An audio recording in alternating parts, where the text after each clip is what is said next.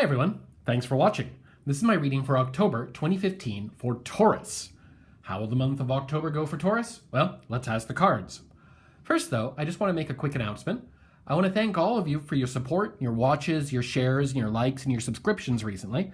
And I've been inspired to set up a Patreon page.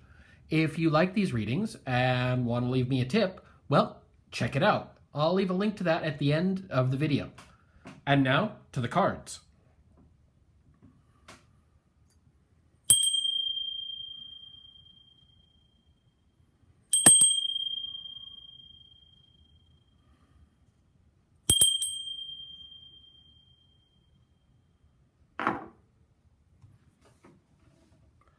How will the month of October 2015 go for Taurus?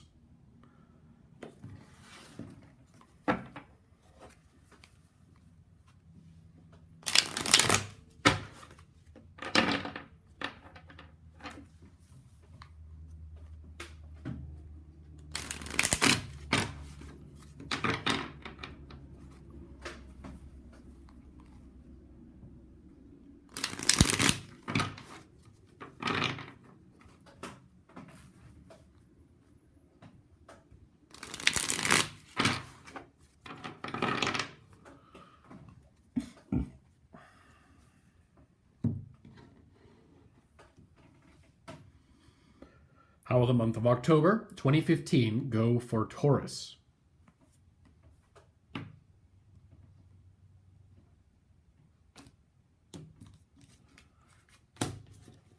Interesting cut this time.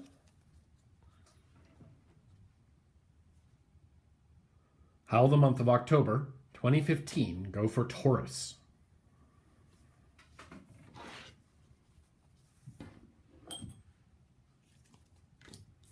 Oh, it was a good start. Oh my.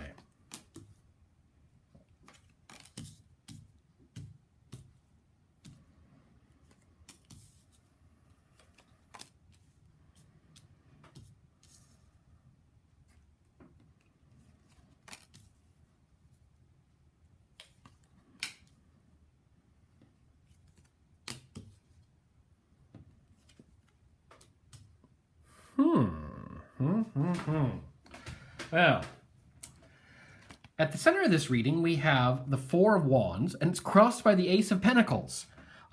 Usually, the Ace of Pentacles is one of those challenges we'd all kind of like to have. Eight Pentacles being money and whatnot, and the Ace representing an abundance and a wealth of it.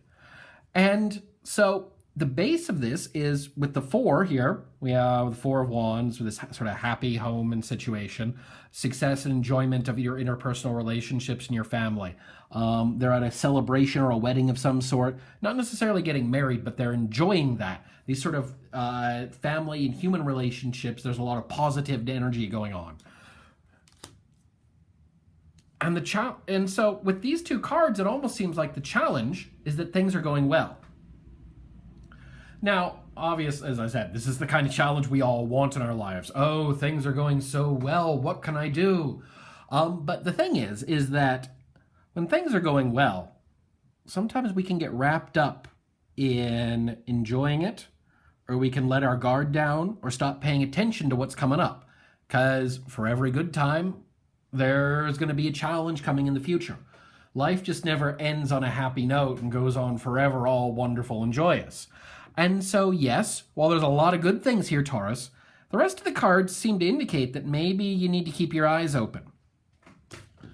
Now, we have here in the past the Ace of Cups. Cups being the suit of emotions, of intuition, of feeling. And the Ace, once again, being an abundance, a huge amount of. And so just like the Ace of Pentacles was a bunch of money, status, or social connections, here we have a bunch of emotion, oftentimes love in this case. And so an abundance of love leading to happiness and material abundance. Well, great. So let's see what else is here, though. At the base of the thing, we have the King of Wands. Wands is the suit of fire, of dynamism, both that sort of human charge and desire to deal with, to get out there and interact with other people, to have social interactions, but also to try and make new things happen, to change things. In your head, we have the King of Swords here. Swords being the suit of the intellect, of the mind, of ideas, and of reason. the cold, hard, stern, but fair judge that makes the right decision in every case, whether people like it or not, versus the fiery, passionate reformer who wants to go out and change the world. And so it's not surprising that we have these two powerful cards here in a time of great abundance and prosperity. When we're in a good situation, when everything is going well, oftentimes it'll be then we're ready to look out into the world around us to try and see how we can improve, how we can change things, what we can bring to the situation, what problems we can solve. And so that's a good thing. And moving forward here, I think this wand side sort of wins out. We have here, on the one hand, making the right decisions, on the other, wanting to change things. And wanting to change things seems to win out going forward. Maybe not for the best. Because here, at the base of the staff, we have the Hierophant. The Hierophant represents sort of authority. The person who knows what's right, the person who knows what's going on, a person who is backed by tradition and it's the establishment. And that person is your challenge. Around you, we have the devil, being a slave to the material wants, being a slave to our desires, being entrapped by our passions, by our the sides of us that we wish we didn't have, and not being able to make the right decision, not being able to make the fair deal, not being able to go out and change things because we're too wrapped up in our own thing. We have this around us. Around us, there are people who don't really have our best interests at heart. Around us are people who are too wrapped up in their own greed, jealousy, fear, that they're not really positive in one's life. And that these things are posing a challenge. On the one hand, coming into this situation, Taurus, you have nothing but wonderfulness and happiness. But at the same time, this has drawn out the worst in the people around you.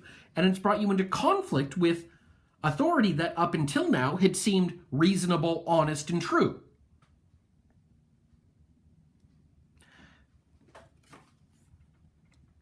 And we have here in Hopes and Fears the offer. Is it the devil's offer, perhaps? The offer you shouldn't refuse? The offer that's being made. Hey, you got yours now. Come on, it's time to join my side now. You know you want to. That's how it works. The offer that asks you to turn all of this positive towards the negative. That's in your mind. Something you're afraid of. You can't go out and make use of either of these. Justice and reason, or your fire and your passion, if you give in to the devil. Those become your chains to him. The swords become pride. In the wands become arrogance and belligerence. And it can lead to destruction. It can lead you to lose everything here that was making this right, that was making this good. Oftentimes, I find when the situation is very positive like this in the now, when the tarot warns of a danger, it's complacency. But here, it seems to be warning of something much more serious, Taurus. It seems to be warning that all of this positive energy and all of this strength that's come out of this love might end up being your downfall. That this conflict with authority might lead you to an offer, an opportunity, a chance to do things you maybe shouldn't be doing, and the expected outcome. So what I really think you need to do, Taurus, is to keep your eyes open. Things might be going good now. Things may be wonderful in all kinds of ways, but you need to watch out for how other people around you are responding to it, and whether their responses are really legit, or are they just products of their worst nature coming out for a moment. And the devil here, be careful. The devil doesn't mean that these people are evil. Doesn't mean that they're truly in league with some supernatural spiritual force. No. Like all the cards, this is just a symbol. And it's a sign of when we let our worst sides, our worst feelings get the better of us. And I think, to be honest, we have to admit that's happened to all of us at one point or another in our lives. We've ended up acting out of anger, acting out of passion, acting out of greed or jealousy, even just for a little bit. And yeah, we usually regret that at the end. And these people might come around as well. But, you need to be better than that. You need to stay above that. Don't go down to their level. Don't end up fighting with them. Don't end up joining them. You can do better than that. And you know what? Maybe then the towers that ends up being destroyed is not yours, but theirs. That the resentment and greed and jealousy that's driving these people, that's corrupted this authority, maybe that's what ends up being destroyed at the end. Well, you're the one who'll have to figure this out at the end, Taurus. Best of luck to you. If you found this reading helpful, consider checking out my Patreon and leaving me a tip. Thanks for watching.